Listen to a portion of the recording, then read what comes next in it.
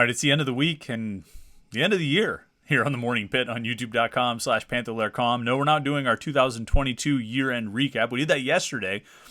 We're not doing it today because it's game day, but there's a whole lot here. This is the end of the week. It's the end of the month. It's the end of the year. It's the end of the college football season. It's really, the start of the gauntlet in college basketball. And it's all sort of happening today. So we've got a ton to cover here on the Morning Pitt on youtube.com/Panther-Lair.com. While you're here, make sure you like this video and click the subscribe button so you can make sure you stay up to date on everything we put out here at youtube.com/Panther-Lair.com. We got our main site right down there. You see it. It's Panther-Lair.com, Pittsburgh.rivals.com. All the coverage is there. All the football coverage, all the basketball coverage, all the recruiting coverage, and of course the message boards where you can be part of, I think, the best online community of Pitt sports fans that you're going to find, talking all day, every day about everything going on in Pitt sports. And there's inside scoops and breaking news and all kinds of reporting and commentary and message board antics of the highest degree. Panther-Lair.com, Pittsburgh.rivals.com. We have our video arm right here, like youtube.com/Panther-Lair.com. We put out these Morning Pitt videos every day, Monday through Friday. And we've been doing it basically since the beginning of August. I don't really think we've missed too much time. Earlier this week, we didn't do one on Monday because I didn't want to tape one on Christmas Day. And so I took that day off. I don't think we had a Morning Pitt video the day after the West Virginia game. I think the West Virginia game, that Thursday night game, we didn't do one the following morning because we had a post-game show that we did at like 1:30 in the morning, and that just counted for your morning listen. But those are really the only weekdays I think that we've missed. I think we had one on Thanksgiving. I forget if we had one on Thanksgiving or not, or the day after, on Black Friday. I'm not sure if we did one or not. I think we did. But anyway, we haven't missed too many days. And it's been a lot of fun since August. It's been 4 months of this. And it's been, I've enjoyed it and hope you have as well. And I appreciate everybody who checks out the Morning Pitt. We'll be diving into 2023 next week. But before we do, there's a couple games to be played today. And I think obviously, you know it. You've been looking forward to this day for quite some time. Ever since the Sun Bowl was announced and it was, made public that it's going to overlap with Pitt, North Carolina. The only question was how the timing was going to work out, and they ended up scheduling the Pitt, North Carolina game for noon. So you go back to back 5.5, 6 hours of Pitt sports today, pretty much consecutive without any breaks other than halftime or intermissions, things like that. And they're both huge games in their own way. They both are going to have considerable effect on perception and momentum for their programs. And I'll start on the football side, because it's the Sun Bowl. It's the bowl game. It's the final game of the season. It's the last time we're going to see this 2022 Pitt football team in action.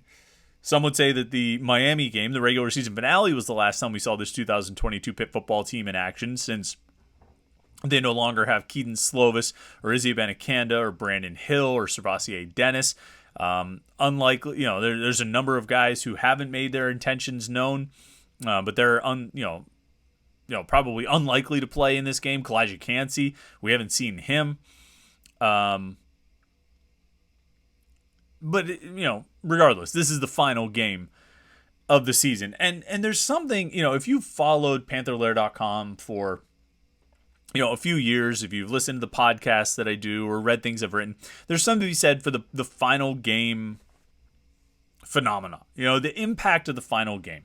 And whether it's appropriate or not, whether it's fitting or not, the last game always sort of leaves, that's the taste that's left in your mouth. Good or bad, that's the taste. It comes from that final game. And, last year would probably be the exception, where they won the ACC championship and anything that happened in the Peach Bowl was really kind of gravy, and it really didn't matter. The loss in the Peach Bowl, particularly without Kenny Pickett, didn't take any of the shine off of the 2021 season. That was settled in Charlotte that first Saturday night in December.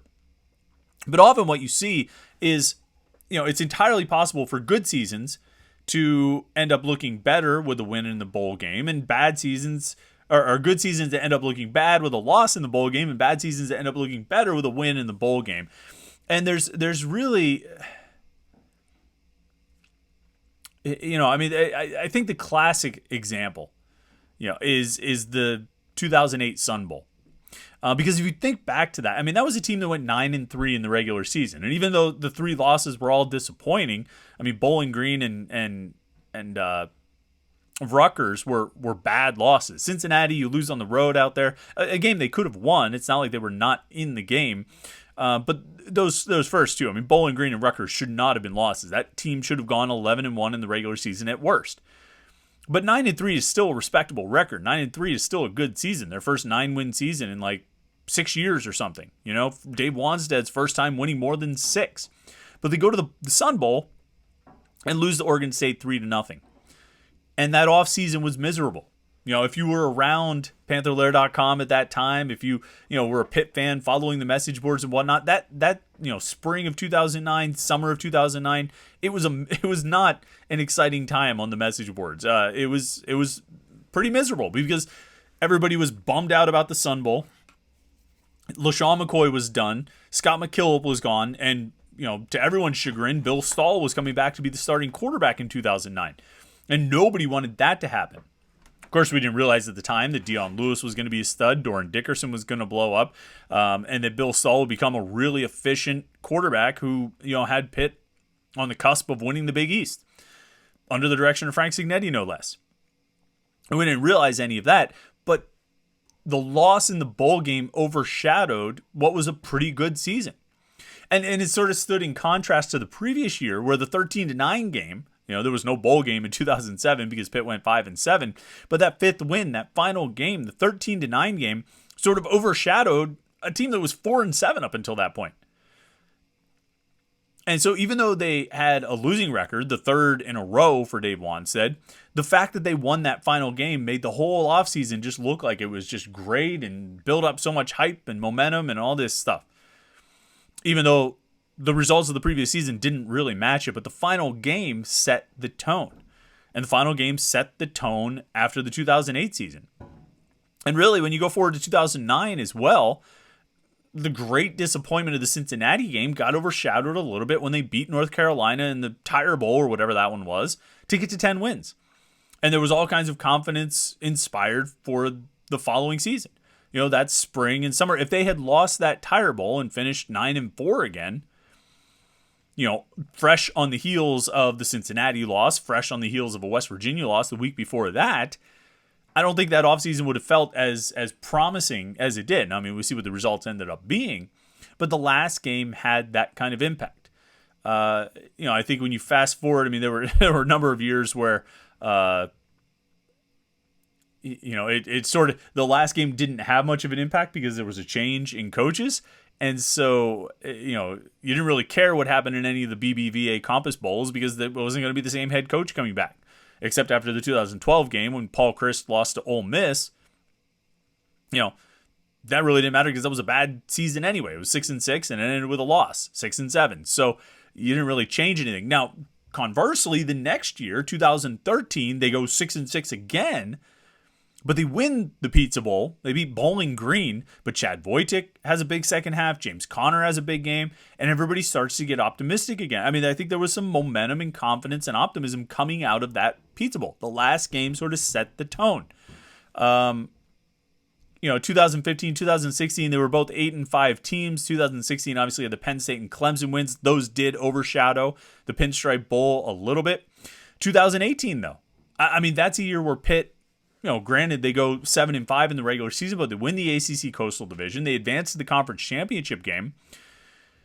If they could have at least finished with a win over Stanford in the Sun Bowl, I think we'd look back on that season a little more favorably. I mean, 8-6 is not great, but it's better than 7-7.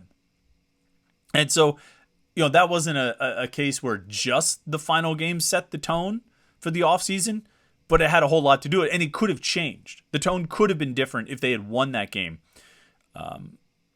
against Stanford in the Sun Bowl. And so that's sort of at stake here. Even if we look at this game, we say, all right, Nick Patty's not going to be back. There's a few other guys who are not going to be back. They're playing with some fill-ins, guys who really didn't get much playing time this year, particularly, at some key spots on defense where guys have opted out or left or they're hurt. And so they're going to be relying on a couple of guys that they don't typically rely on. And so, you sort of take the results of this game with a grain of salt. But if you can win, if you can get to 9-4, I think it gives you a little bit of a boost into the offseason. If you lose, you're just 8-5. Nobody cares. And I think you can sort of explain it away with the opt-outs and the transfers and the departures and all that stuff. Well, if we had Izzy Abanikanda, we would have won that game. If we had, Kalijah Cansey, we have no doubt that we win that game. Well, you could always say that stuff.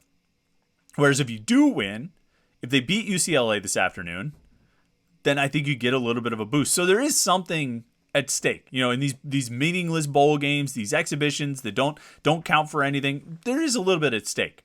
I think there's a chance to create a little momentum going forward. Now, I've talked about some of the young players that they're going to be counting on in this game. Rodney Hammond is not necessarily who I would consider a young guy, even though he's only a sophomore. We've seen a lot of him, but he's going to be the number one back on next year.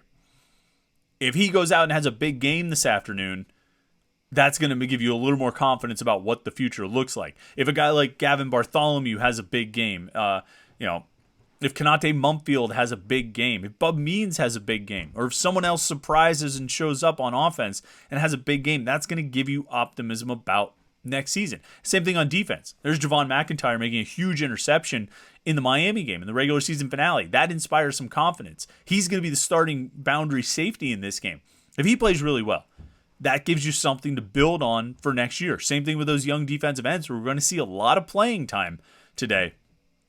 If they can play well, if they can step up and make a few splash plays, then you're going to feel a little bit more confidence about what next season looks like. And so, you get the big picture potential boost of going out with a win and finishing with 9 wins and going 9-4. And then you get the sort of more acute potential boosts of individual players who might make an impact here and might show that they're ready to take over next season and lead this team. And so I think there's a lot to look for in this game. I think there's a lot to watch in this game. I think there's a lot to anticipate. Of course, then there's the Nick Patty storyline. We've talked about him quite a bit. If Nick Patty could go out as a winner in this game, I think everyone was sort of cheer for that. I talked about this on the live stream on Wednesday night on the live Panther-Lair show that, when you're in this business, when you write about sports for a living, you don't root for teams to win, but you do root for stories. You hope for good stories to emerge, and you hope for good things to happen to good people. And I've never heard anybody say a bad thing about Nick Patty. If he were to go out and win the Sun Bowl, beat UCLA in his final game in a Pitt uniform, finally get that big performance, that would be a great story, and it would be a good thing happening to a good person. So, I'd like to see that. I think that would be a fun way for him to end his Pitt career, and just sort of a fitting conclusion to the last 5 years of Nick Patty's time in Pittsburgh. So I think that's something else to sort of watch for and look forward to in this game. It's going to be a tough matchup. I think UCLA's offense is really good. Chip Kelly, I think everybody's had a lot of respect for Chip Kelly for a long time, and rightfully so. He's one of the better offensive minds in college football. And I think that, they've got it rolling at UCLA. They run the ball really well. I think they're number 4 in the country in rushing yards per game. Obviously, the quarterback, Dorian Thompson-Robinson, is a dynamic player. The running back, Zach Charbonnet, if he plays, is a dynamic player. And Chip Kelly said yesterday, everybody's playing. Nobody's opting out. So we'll go with that. We'll see how much Zach Charbonnet plays. We'll see how much Dorian Thompson-Robinson plays. We'll see how much some of these guys who have declared early for the NFL or announced that they're going to transfer, we'll see how much they play. But that's what Chip Kelly says. If they're at full strength or close to full strength on offense, it's going to be really tough because you are facing a Pitt. They are going to be facing a Pitt defense that's down a few guys, and is going to be relying. I talk about the excitement of seeing some of those young guys get out there, but at the same time, that does create the possibility of some vulnerabilities. That you could be got by, a really good offense, which is what it looks like UCLA has. And then you run into the challenge of can your offense, can Pitt's offense, without its starting quarterback, without its starting running back, can they go out and score enough if Pitt's defense has some breakdowns. Can Pitt's offense make up for it? And I'm not sure. They haven't shown all season that they could. So I don't know if they're going to all of a sudden do it in this game. And if they do, if Nick Patty lights it up out there, yeah, we're going to have a few conversations about the decision making that went into the choice of starter at quarterback through the course of the season. But we'll cross that bridge when we get to it.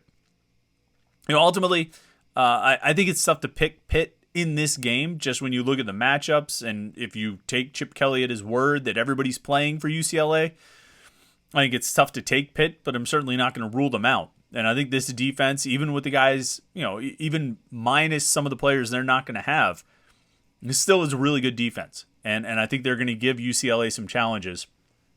We'll see how it goes. We'll see if Pitt can finally get a win in the Sun Bowl. Of course, before that happens, there's a basketball game, Pitt, North Carolina at the Peterson Event Center. That's a noon tip-off, not a kickoff, tip-off. Kickoff at 2, tip-off at noon. And Carolina, obviously not what they hope to be. I think they've dropped to, number 25 in the polls after opening the season as the preseason number 1. And they've obviously run into some issues, primarily, I think, with their defense. But there's no doubt that Caleb Love and Armando Bacot are still really, really good. The two leading scorers in the ACC, with Bacot also being second in the conference in rebounding. He's averaging 18 and 11 right now. Caleb Love is averaging 18 points per game. Bacot is shooting 57% from the floor. I mean, those two guys, there are some teams in college basketball, and a lot of teams probably, that you just say, okay, they might not be having the season they expected to have, but they've still got a whole lot of talent. And they've still got guys that can really play and give you trouble. And North Carolina, I think you're always going to respect that talent level. And that's what makes it such a big game every time you face North Carolina, because whether they're up or they're down, they've got the talent to be really good on any given night. So what's going to happen in this one? So Carolina, bottom of the ACC in scoring defense, allowing I think 75 points per game or something like that. Pitt, not great defensively, but they're better. And meanwhile, they're right there.